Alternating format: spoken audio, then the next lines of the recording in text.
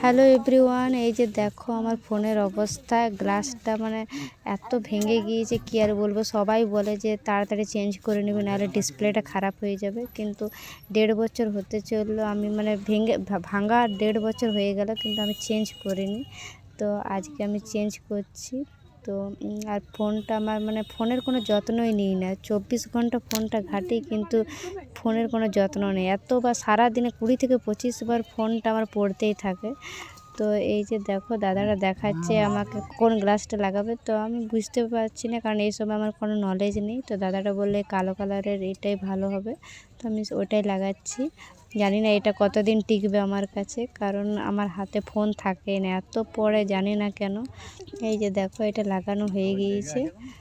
তো কেমন হয়েছে তোমরা জানাবে। আর এই ফোন মানে এই গ্লাসটা লাগা আমার 2 বছর হয়ে গিয়েছে, আর এতদিন পর আমি চেঞ্জ করছি। তারপর দাদাটা বলছে যে একটা কভারও লাগিয়ে নাও। তো এই যে দেখো দাদাটাই পছন্দ করে দিল, বলছে ডায়মন্ড কভার।